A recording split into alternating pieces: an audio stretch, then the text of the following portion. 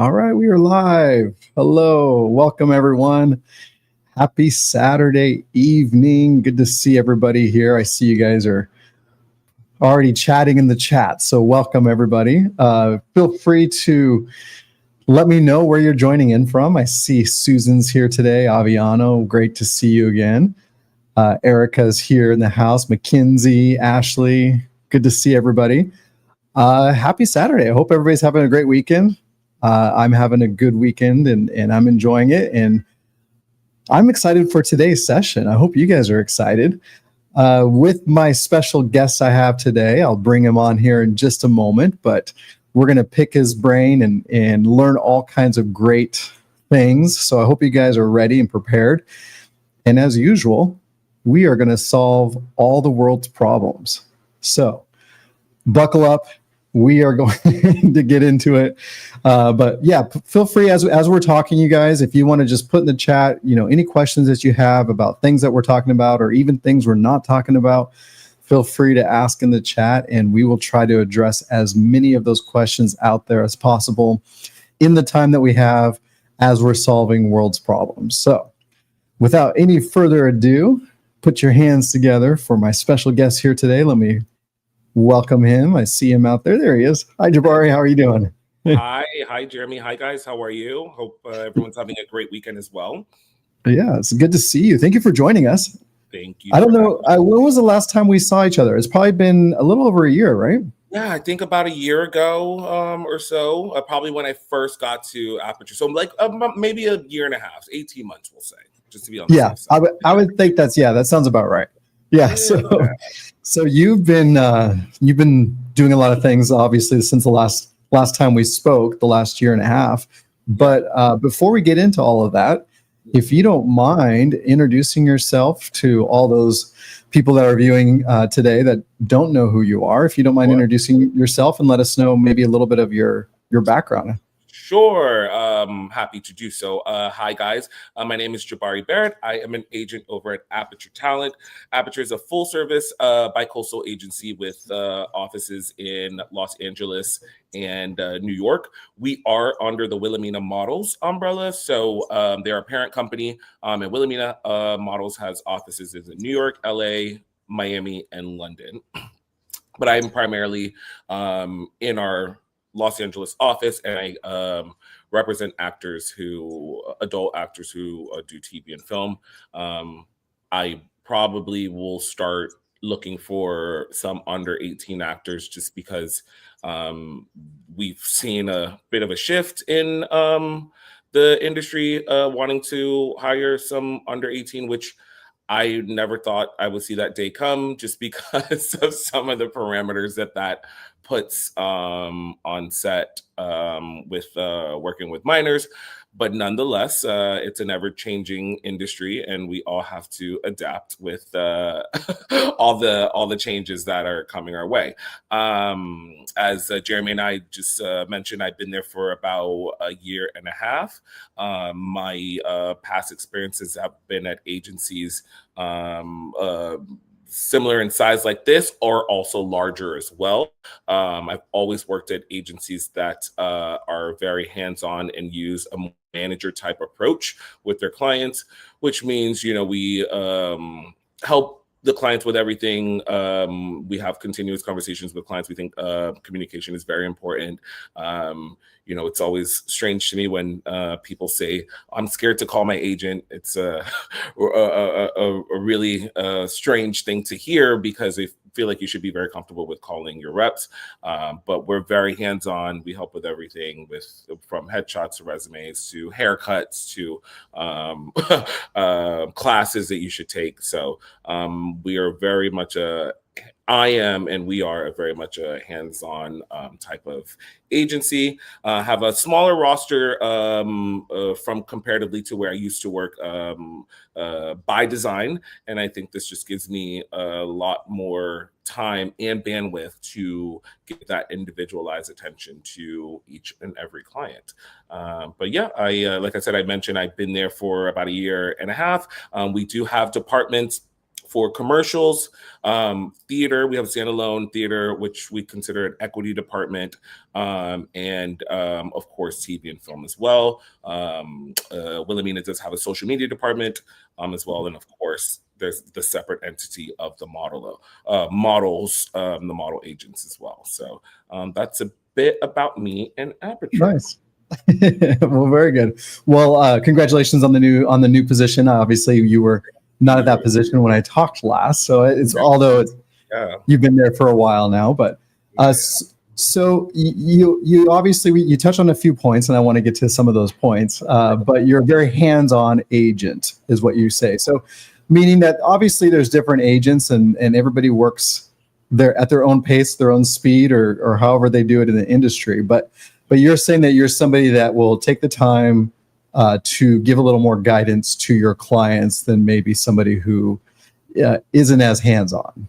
Absolutely. And I think that depends on obviously the type of representation that the client is looking for, and depending on their level of experience as well. Obviously, if it's a developmental client, who is, just starting out in the industry and hasn't really had past experiences of, what to ask for and what to look for. We really want to make sure we're paying extra attention to them and,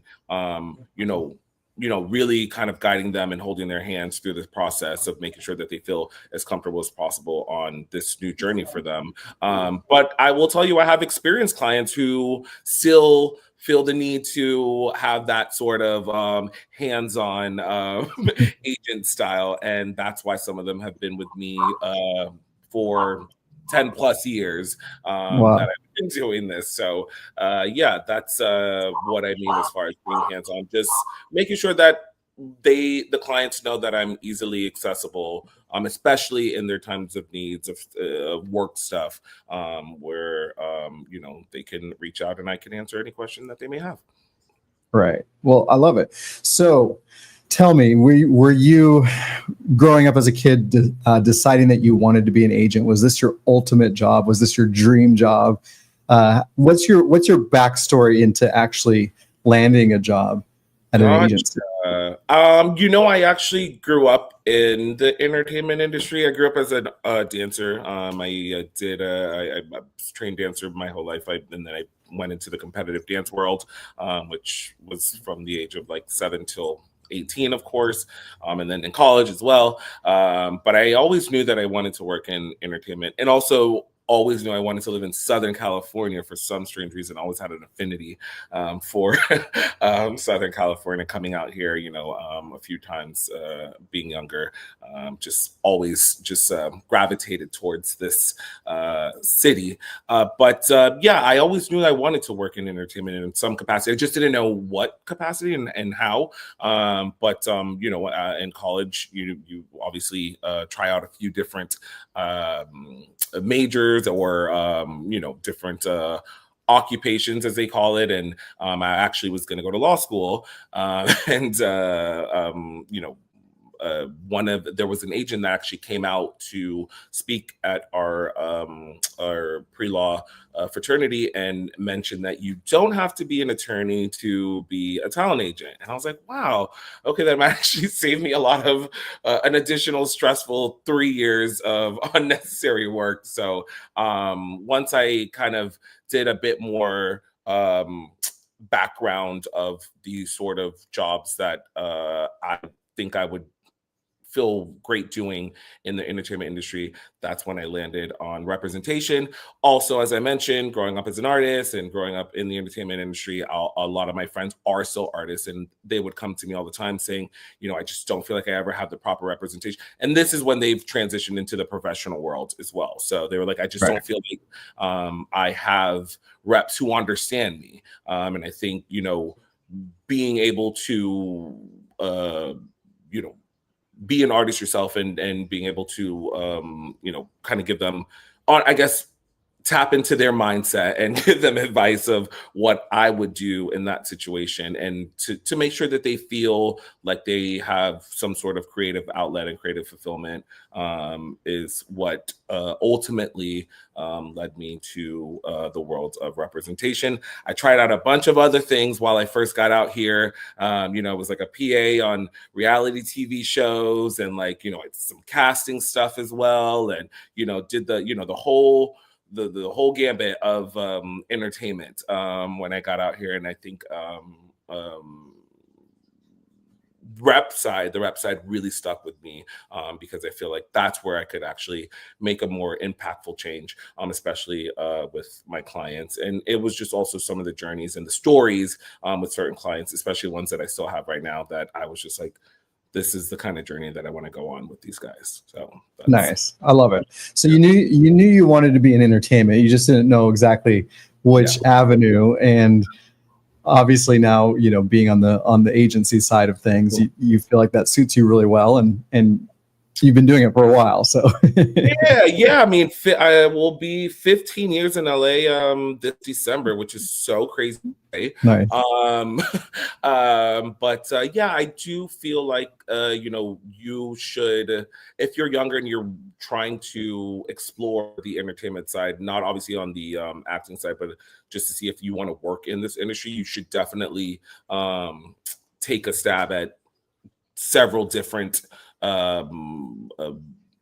work positions that are out here. Like I said, production side is definitely something that would give you some good insight and experience. But of course, like I said, casting would be great as well. Or of course, if you're fortunate enough to get a job at a management company or an agency, that's going to give you some great insight as well. So, and I also think, when you're first starting out too, if you are, wanting to be an actor, I think you could still learn from being on the inside and also doing some of the stuff in front of the cameras as well. So also could give you a tad bit of a leg up on some of your peers if you end up working on the other side of the camera, albeit for a short moment, of course, and then you continue to pursue your actual passion. Yeah, I love it. I interview people every week, and I like to find out how they got started and how they got to where they're at today. And it's funny because everybody's story is different, but everybody's story is similar, right? Yeah. They knew they wanted to be in the entertainment business somehow. Everybody's path is different, but I'm seeing lots of patterns. And one thing I always tell people is be nice to everybody. As an actor, a model, an actress on set, you don't know who you're working next to and what they'll be doing tomorrow, right? So the guy who's helping run sound, or the guy who's helping move cameras, he's just maybe testing out that if that's even a job he wants to do. He may be a big time director, 5 years from now. He may be an agent next year. You never know, right?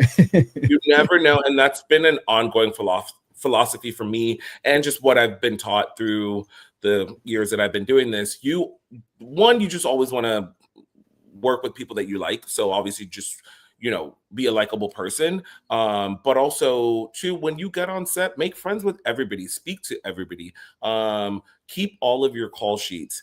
Like you said, and I say this all the time, you don't know if the PA is going to end up being the next AD or the next DP on a project. And I know that the success that a lot of my clients, my longstanding clients, have had is repeat business.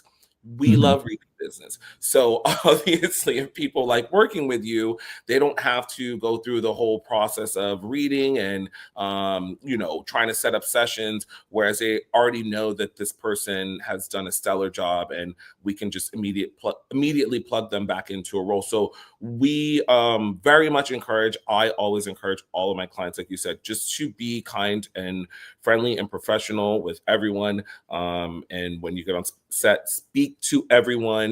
Make sure you're taking all of the contact informations that are publicly available to you for everyone. And also, once you guys wrap on working on a project, follow up on your resources. Stay proactive. Do reach outs. Do, like, hey, I'm in the city. We worked on this project together. do you want to get a coffee? I'm around, like, what are you working on currently? You will find that a lot of times, a lot of the jobs in this industry really do come from referral basis. Of course, we as reps and agents are submitting and pitching you ferociously. However, it as large as the industry looks, it's not as big as we would like to think, and the majority of us all know each other, so it doesn't even help to try to not be a kind person or somebody that people don't want to work with. So Right. it's very important to yeah, like you said, be respectful, be kind, speak to everyone, and utilize your resources, and keep a actor's journal of all your contacts. Absolutely. And always be networking, right? And in Always. today's world, it's so much easier too with social media. It's easy to be like, hey, what's your Instagram? And be able to exchange that, and then be able to stay in contact with each other with all the apps and all the tools that are out there. So yeah, well, it's funny because I started watching, I don't know if you saw this or not. I started watching Charlie Sheen's documentary on Netflix. I heard that was coming out, but I didn't see it. I haven't seen it yet.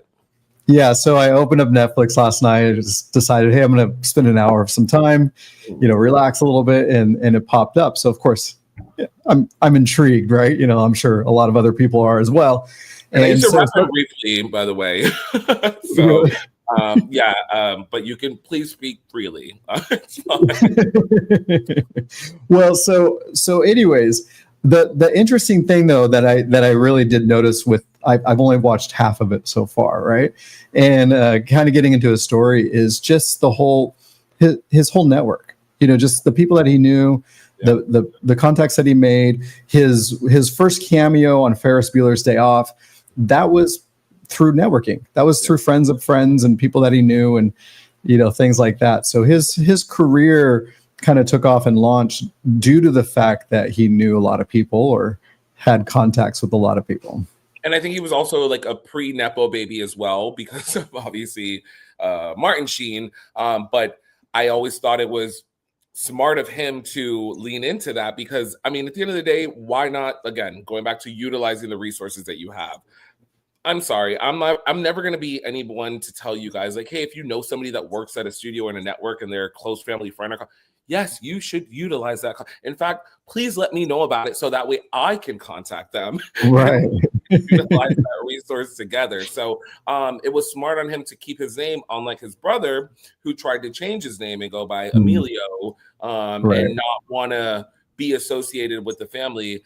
I mean, listen, there are obviously different contexts as to, maybe wanting to separate yourself from a certain name or certain family. However, in that situation, I think it would have been in his best interest to beneficial use that last name. And I think Charlie did that smartly at the time.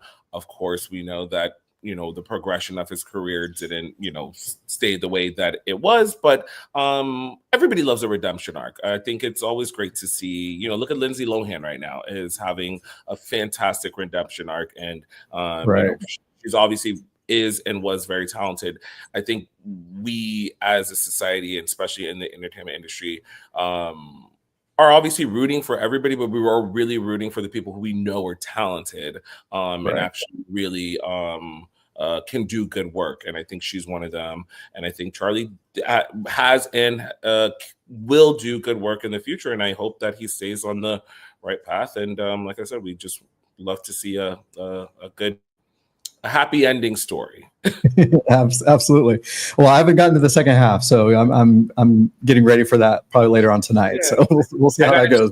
Yeah, I'm gonna check it out too. Actually, no, I just saw somebody had just mentioned it too, as well, and I think he had did an interview on another show. So I'm gonna check it out as well.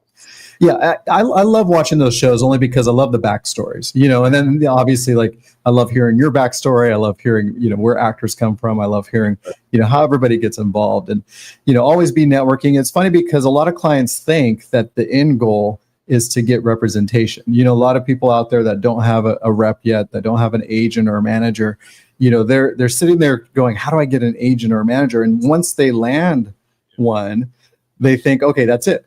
Yeah. I'm done. But the work begins when you land an agent or manager, right? I love that you brought that up, and this is such a great topic because I do. Well, first of all, I want to start off saying with anybody who might be, middle age or a bit older, if you don't have reps, that's not a point of discouragement. You shouldn't be discouraged. You should continue to work hard. If you're very passionate about this industry and you're passionate about what you do, don't give up. Keep trying. You will find reps that are right for you. And again, everything is about timing. As you mentioned, there are people who initially get reps right away and they're miserable. They're never happy. I could count on one hand the amount of times I get calls of, oh, I just signed with X, Y, and Z. It's only been 5 months. I'm not happy. And I'm like, you didn't even really give the process a whole, I think anything takes a good 18 months to really see if it's going to gain real traction or if it's not really working out. And sometimes, there's certain people who initially get really good reps at really good agencies and management companies, and they're already complaining within the first 3-5 months. So it's true. It's very the work really starts once you get the reps. You have to continue to stay proactive and energize and be a go-getter. You can't just rely on your reps to take care of everything for you. I always say, we work together. We work in tandem. I don't work for you. You don't work for me. We literally work together. And at the end of the day, when you're working, my clients, when you're working, I'm working, and I need you guys working. I obviously have bills to pay.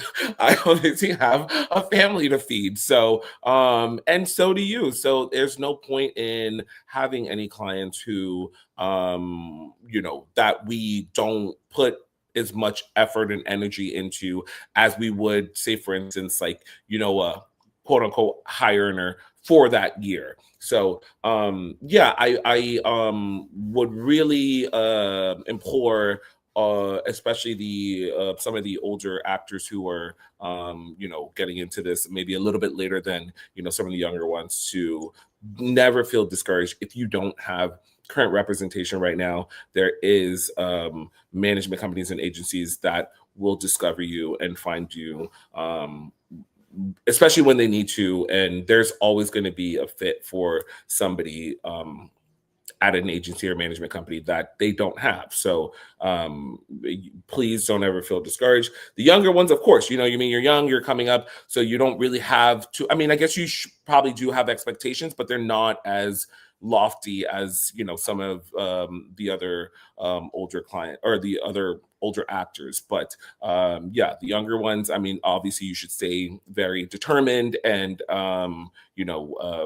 eager to work as well. But I do want to make sure I stress my message to the older actors that please don't get discouraged. If you feel like you're reaching out every week and you're sending a bunch of submission emails and a bunch of submission letters and you don't feel like you're getting any traction, please don't get discouraged. We do see them. We do try to read them. Obviously, we're all just very inundated with other work. I tell the people sometimes at these classes when I have a chance to, that if I stopped and responded to every submission email or letter that I got, I would not be able to do the job for my current clients, and I wouldn't be able to find new work for them. So we do them, we read them, we check them out, but it's something where you just have to stay persistent, and you will end up finding the right reps when you need them.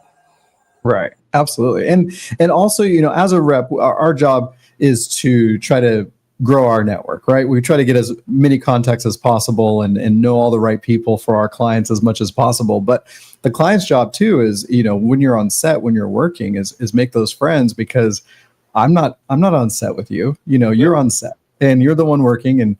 And so, your job is just as equal in the networking area. We want you to make those contacts and then again forward those contacts to us.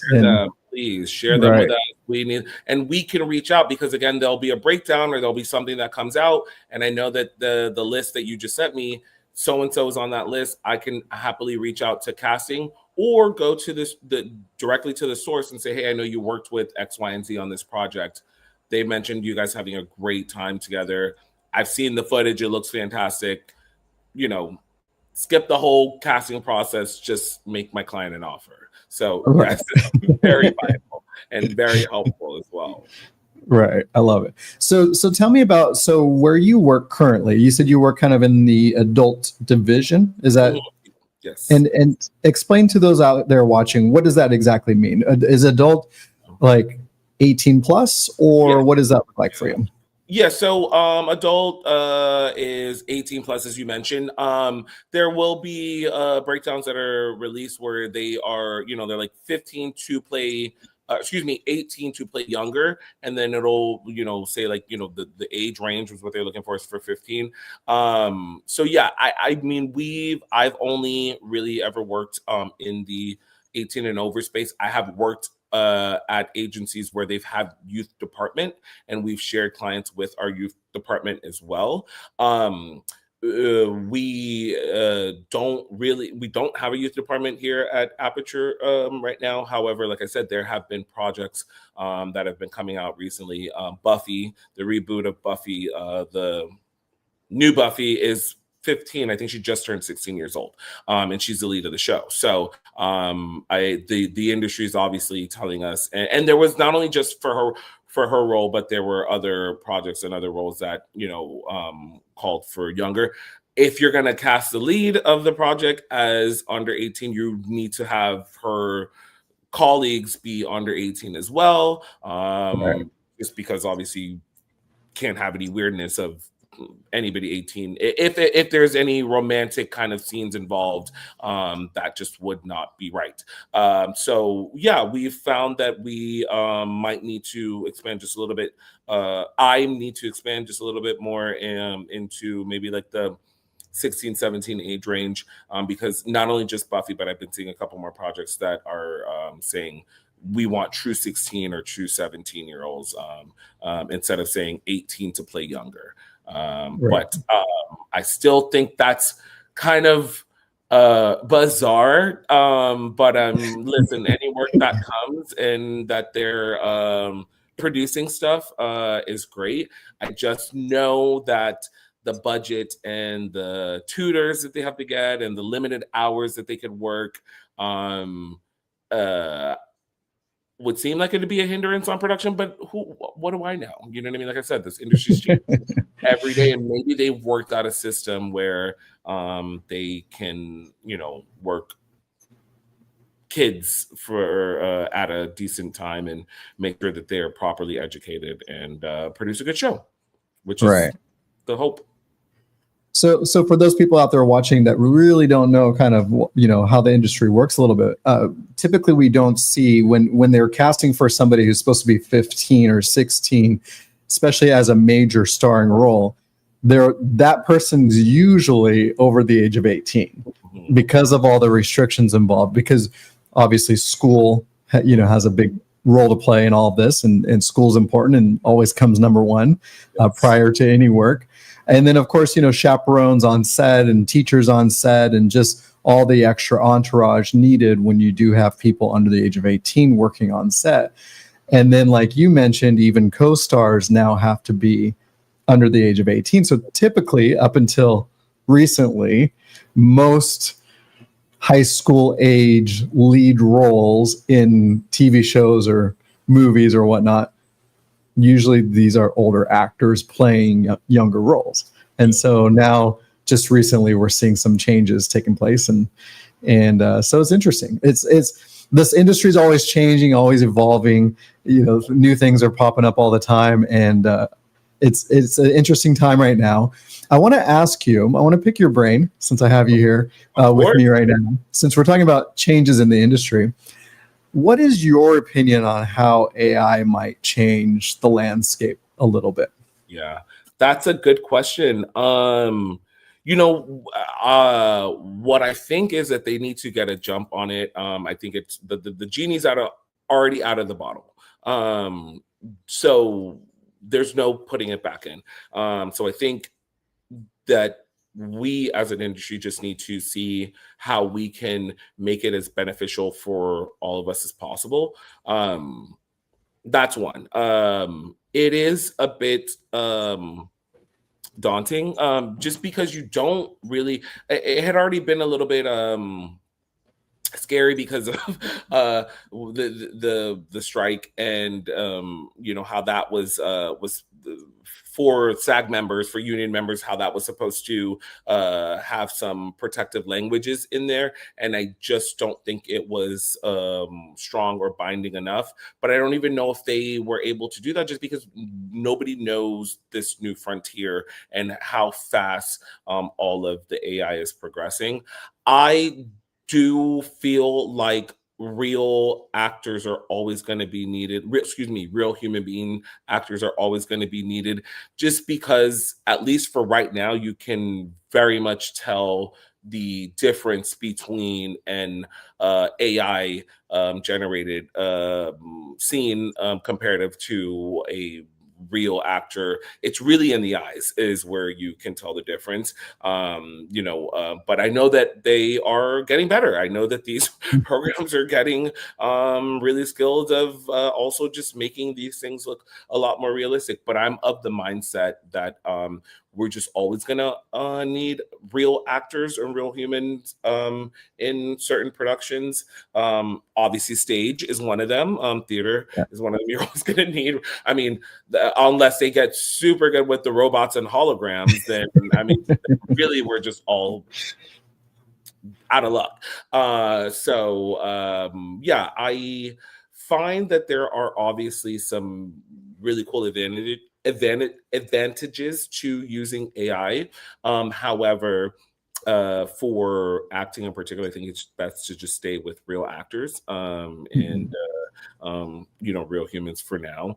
I mean, animation's obviously a little bit different, but even for animation, you have illustration artists who are hired from there instead of somebody who just types into a prompt something to generate for some sort of movie. So it is something where we're obviously still learning together. I think the next SAG renegotiations coming up next year, and they're going to have to put in some more language. So hopefully it's a lot stronger and protective of not only just keeping job placements for the actors and for their union members, but also making sure they're protecting the likeness. I know there's a lot of name and likeness and deep fake stuff like that that people can just put somebody else's face over and they actually think it's them. I think that's also another thing we have to be careful of and be aware of is how, especially if you have like a large social media following or something like that, somebody can actually just generate something saying like, oh, you said this. And I'm like, I never even seen this. So those are some of the protections that they definitely have to put in place as well. Well, I agree with you on the AI and the human factor. The marketplace kind of dictates what takes place, right? So as we're watching, I'm sure there will be some 100% AI generated shows that will come into the marketplace. And as we watch those, like I've said in the past to other people, I like watching cartoons, and I'll watch an animated movie here and there, especially when I'm with my nieces or whatnot, but that's not my genre of choice. I'll watch it, but it's not something that I consume every day, all day. Yeah. And so, that's how the marketplace is going to dictate how well or how advanced AI gets within the acting world is our consumers, us, people like us who are watching the content, are we going to want to watch 100% AI all the time? And I don't think we will. I don't think none of us want that. But on the reverse side of it, from the actor's perspective, think of it this way. Think if you're like an A-list celebrity, right? Let's say somebody like, Tom Cruise, for example, and they're like, okay, Tom, we need you over here for Mission Impossible 522nd, whatever movie he's on, and he says, okay, I'll commit to that. And then another production comes along and says, hey, Tom, I know you're on set, but could we use your likeness for our project? And we'll throw you a couple $1 million for using your likeness. Yeah. Do you think somebody like Tom would be opposed as he's working over here on, this project plus this other project he's getting paid for by using their likeness? He might agree to something like that. That might be something he's okay with. I don't think Tom Cruise would, because he is a maniac in making sure that he does all his stunts in a good way. You know what I mean? I think it's like great. And obviously don't mean that in a pejorative way, but I mean like he's loves the work that he does. So I don't know if he's a good example, but I do see maybe some other actors being like, hey, like if I don't actually have to travel over there and do the stunt and, you know, use the wear and tear on my body, then yeah. And I also do, I think that creates an additional slippery slope of, you know, the possibility for other people to do it as well. I don't think Tom Cruise would do that, but I do think that there are other actors that would absolutely say, yeah, sure, you're going to pay me $2 million to not have to travel and do this scene. Sure, I'll take it. So we do have to be cognizant of that as well. Right. You know, and it's one thing, like we've had special effects for years. So there's a lot of things that happen in movies on sets that don't really happen. You know, so in reality, we've been watching a form of AI, but just in a different format for years. Well, and I think also it's not just, you know, the regular actors, just like I said, the stunt departments, like, you know, there's a whole stunt union of actors as well that, you know, might get taken out of work. Of course, the crews that are on set, you know, that's already been a little bit limiting here in LA. You know, we are thankful that they just passed this additional tax credit for filming to come back to Los Angeles, which we love. But also New York got the jump on the whole industry and got their tax credit passed a while ago. So they have a lot of productions happening currently in New York right now. So I don't think it's only the, you know, the actors who would be affected. It's really the city, the economy, and the cast and the crew as well, which is obviously very important to the surroundings of the city that you're currently in. Yeah, absolutely. And so I want to change gears a little bit. I have some questions that are coming in, so let's get to some of these questions that people are asking. So I have somebody that's asking, how many agents can one person have? Is there a limit on how many agents they should have? It depends. So if it's at one company, like ours, we tend to share clients. So you'll have multiple agents in different departments. Say, for instance, you'll have a commercial agent or a theater agent and then the TV and film agent as well. So that'd be 3 right there. There are people who will have multiple agents because they have an agent in a local city. So say, for instance, you moved to LA and you got set up with a new agency who would obviously represent you across the board, but you know that you still have a home base in Atlanta or North Carolina or New Mexico, where they have, I don't want to say a large amount, but they have a decent amount of local agencies and management companies there as well. You know, so certain companies do a split with those local agencies. We don't. It depends on the client. I mean, we try to stay away from splits. When I say split, that means you're pretty much splitting your commission with the local agent in that area. For say, for instance, like if we book a job, then they get 7%, and if they book a job, we get 7%. Obviously, then the client gets 7%. So we call that 7-7-7 split.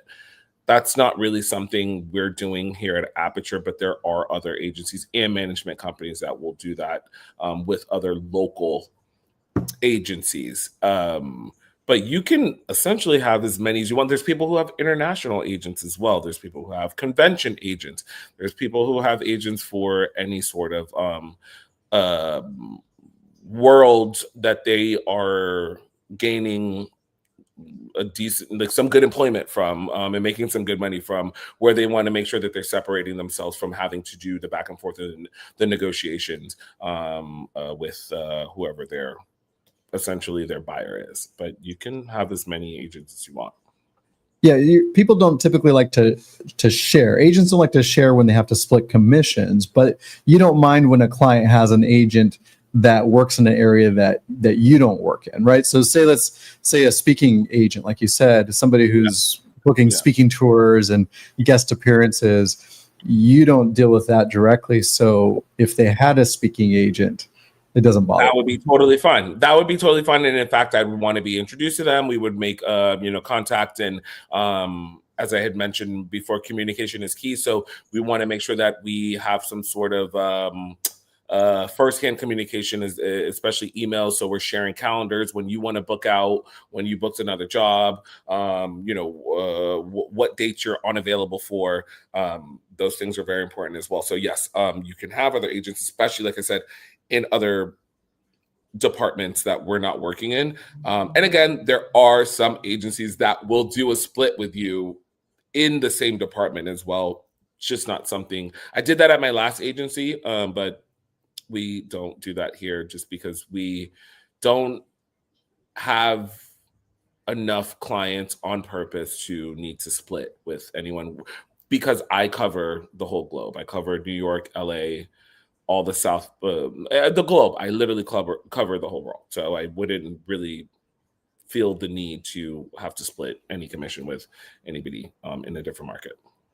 And then how does that work for you? Let's say if somebody's interested in modeling and acting, do you work with them in both areas, or do you hand them off to another colleague, or how does that work? Yeah, no, I definitely hand them off to Wilhelmina for sure.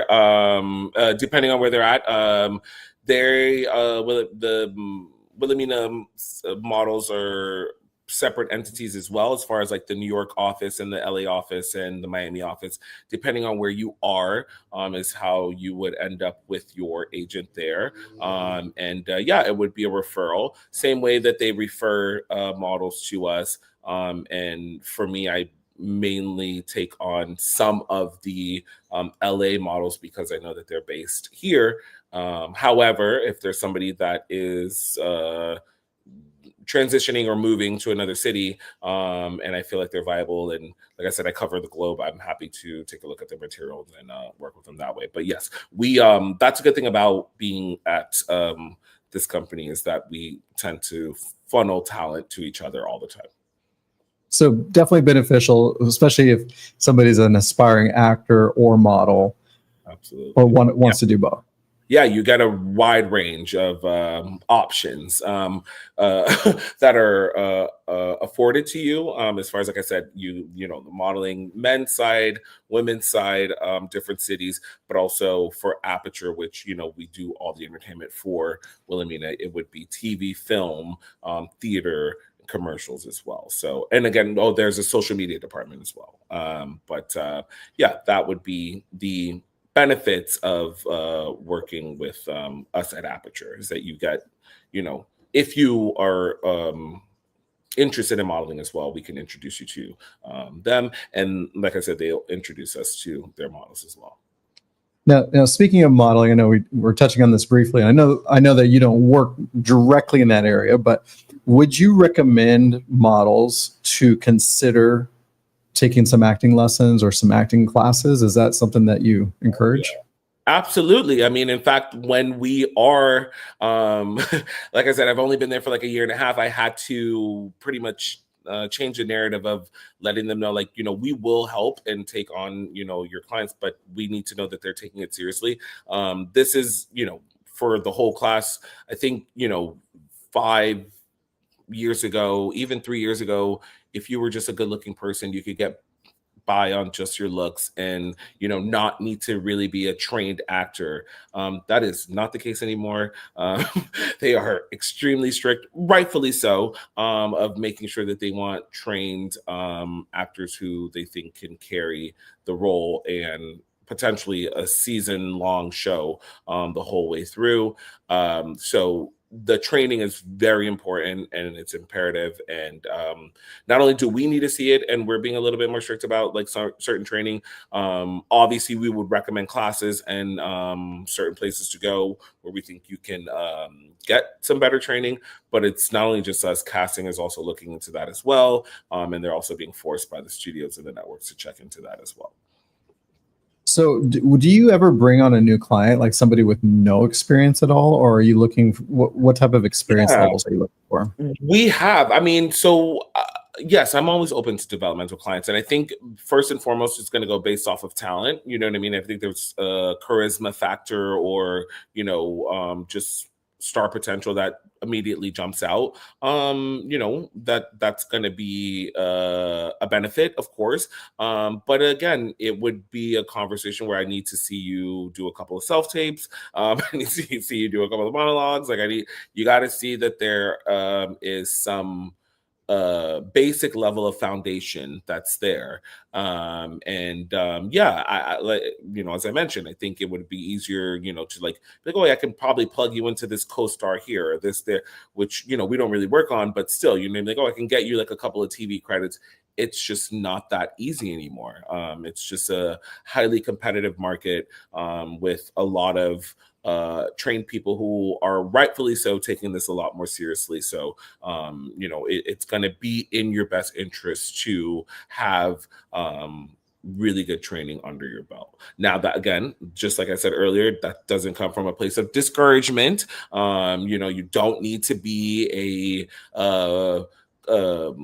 MFA college grad, or even like your BFA. You don't need to have that in order for us to sign you, but you would need to have some basic level of training happening. Right. I do have another question coming in specifically for you, mentioning that you have competitive dance. This is from Aviano. Sure. They're asking, do you have any advice on how to incorporate, because they come from a background of dance as well, how to incorporate that alongside acting or modeling, or getting into placement with an agent or manager? Well, there How can are. Yeah. Sorry. Go ahead, Jeremy. No, I was going to say they're asking how they could use the dance side of things to help land them Yeah, an agent or manager. I think that dancers are a little bit easier to transition into the acting world because of the emotions that we're trying to emote on stage. But the classes are going to be what's going to get you there.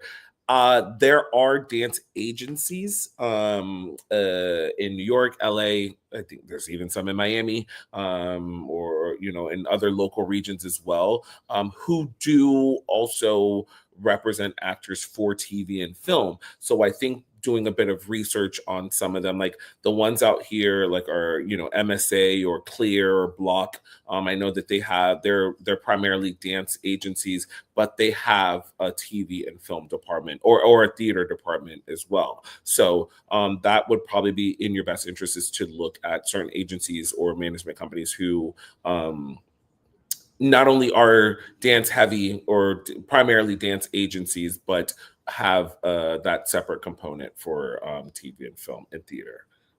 That's what we're Definitely beneficial for those starting off in the industry as well. Yeah. absolutely. And I think if you're interested in acting as a dancer, when you are first breaking into the industry, I guess, as a professional, you should already just be in classes as it is anyway. Of course, the dance classes continue to work on those and utilize your muscles there. But yeah, I think if even if you might want to do some theater or background dancing, I think it's always beneficial to have some sort of on-camera acting classes under your belt. Just some form of training just goes a long way.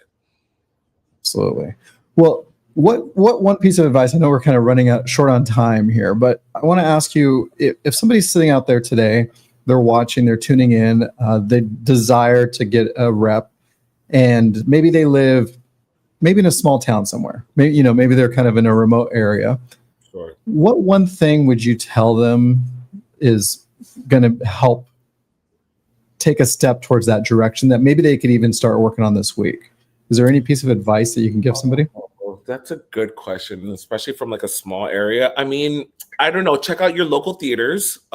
Check out any of your local performing arts high schools, middle schools, elementary schools. Any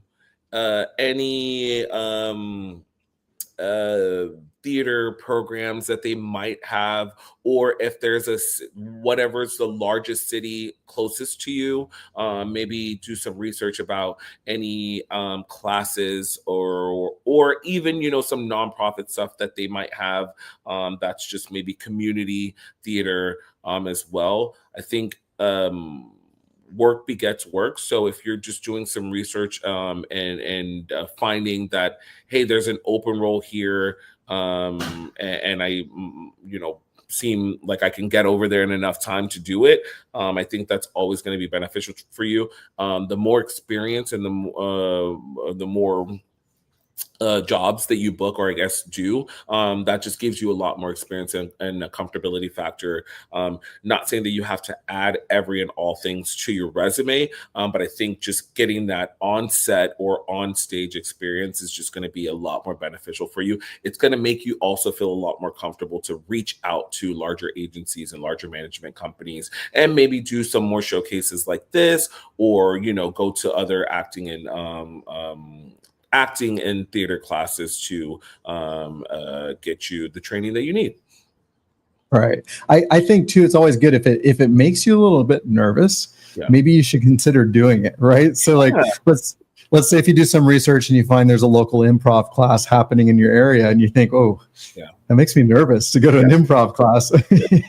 I didn't even mention improv, and that's a really good one too. I think that's very beneficial for developmental clients. If you have an improv group, or just like look at there's a writing group or something in your area, join those. Look those up. There are a lot of small pods of people who are working on writing classes, and like you said, like improv groups, or on stage stand-up comedy. I think is another one that would give you a lot of confidence if you feel like even if you're not like the immediate feel like a comedian, going to just do a set once or twice I think is very beneficial for all actors, so that way you can know that fear of being on stage, or maybe you just have no fear and you are fearless, and then you really know that like, hey, I can do this in my sleep. So I think just experimenting and trying all different facets of the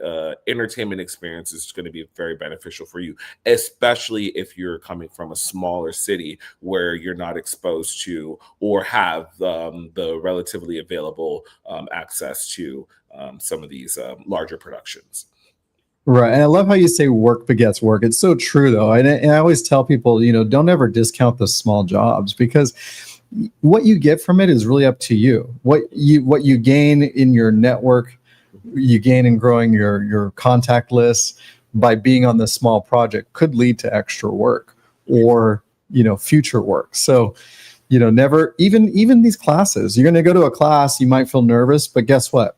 If you go several times, you're going to start making some friends, right? And you're already comfortable by the third time. You know what I mean? You already made your group, and then like you're forming a circle. And I mean, I tend to think that I know sometimes people think the industry can be a little bit cliquey, but I think especially like when you're in different areas, the entertainment people or the actors tend to gravitate towards each other's, and the writers and like whatnot. So, you just like want to help each other out, and you will find some good camaraderie, not only just in like some of the smaller cities, but you find it out here as well. Obviously out here in New York, it's a little bit more competitive. So, certain people might be a little bit more standoffish, but I do think in some of the smaller markets, you really do find a great group of people to help each other out and to give each other advice as well.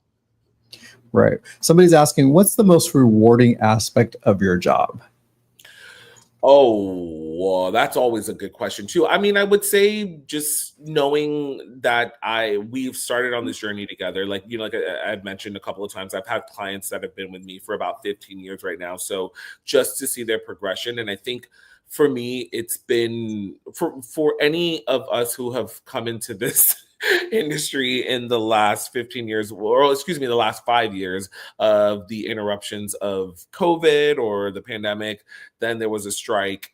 And then also, then I had to switch companies as well. So like anybody that's come into this within the last 5 years, and I think that knowing all of the industry interruptions, and then to see certain people, which we hope it's everyone, but seeing certain people get back on that track of where we know that they should be, and booking the right TV shows and the right features that they are right for.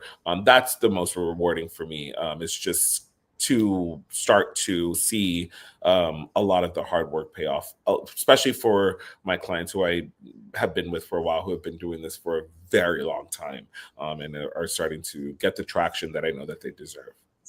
It's so rewarding to see, knowing where people come from, and then seeing it succeed for them and start paying off. It's and just knowing too, like when their families probably doubted them, or like like, oh, like, yes, they're supportive, but it's like that kind of like pat on the shoulder supportive. It's not like real. And then like when they actually like are making real progress, and it's like, I'm like, good. I'm like, go tell them, see, I told you so. I'm like, you should go, glow in that moment, and be proud of yourself, because as we've been talking about all night, it's just not an easy process. But again, I don't say that from a point of discouragement. I want to encourage you guys to continue to do this, especially if you are passionate about it. Right. No, I love it. What's a good way for somebody to reach out to you? Let's say, somebody saw you here today and said, wow, he's great. I love his personality. I think he'd be somebody I would love to work with. How can they reach out? Should they reach out directly on a website, or what's the best way? So we do have, I think, a submission process on our website, but I think you guys have my email, Jeremy, if you wanted to share with the class. I don't know about necessarily making it public, because I know we're streaming, but if you wanted to share with the class and the viewers that are here, happy to take submissions that way as well. But I don't think I'm hard to find. If you have IMDb Pro, there's my email addresses on there as well. But yeah, emails would be the best way. I think we kind of touched on this in the beginning of the class, that I am a person who over responds to submissions, and please don't use this against me. But it takes a lot of time. And if I was to respond to every submission that I got, I would literally not have time to do the work for my client. So, yes, that's a good way to reach out, is just via email. And I promise I'll try to get back to you in a timely fashion. Well, I just shared it to the world, and I think I have 5 million viewers on here right now. So yeah, so you'll maybe get a couple of emails. I'm gonna close it. I'm just kidding. I'm just kidding. I want to do that. That would be the best way as well. And I do think we have a submission portal on our website, but I will tell you, I should know more about this, but like I said, I've only been at the company for a year. And I do know that I've done other showcases where our coordinators have forwarded me emails from people who have reached out. So there's clearly some sort of submission process that's there. Right. So there's a process, but you're not the one that's directly answering those emails daily, is what you're saying. No, they would forward it to me. They would forward it to me. I would respond that way. But I don't think anybody I think they just forward it to the agent that it's directed to, and then you respond that way. But I don't think there's anybody that's like actively saying like, oh, hey, this was received, we'll get it over to X, Y, and Z. Right. Got it. Well, thank you for joining us. I appreciate your time joining us on a weekend. Any big plans this weekend? No. Honestly, I just was in San Diego last night. I went and saw Prince of Egypt down in, like I said, San Diego to Moonlight. And then Thursday I had another event as well. And then tomorrow's the Emmy, so I have some stuff to do for that in the morning. Not going to the actual show, but have some stuff to do for that in the morning. So really just watching some college football. I might go watch the Canelo fight tonight. I don't know. Yeah, that's happening here soon, isn't it? Yeah, happening soon as well. But yeah, so nothing too serious. Just trying to get some week.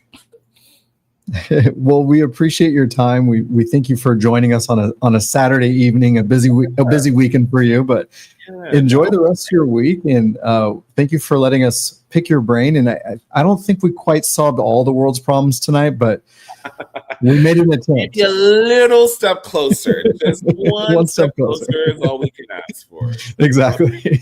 Jeremy. Thank you guys for having me. Thank you for having me, Jeremy. And it's good to see you. Of course. Yeah, it's great seeing you again. And hopefully we'll see you in the near future. Yes, very soon for sure. Have a great weekend. Thank you guys for being so good to see everybody. Although I couldn't really see you, but good night, everyone. Field your questions. Have a good night, Jeremy. Thank you. I'll see everybody on Tuesday. Have a good one. Okay, thanks, Jabari.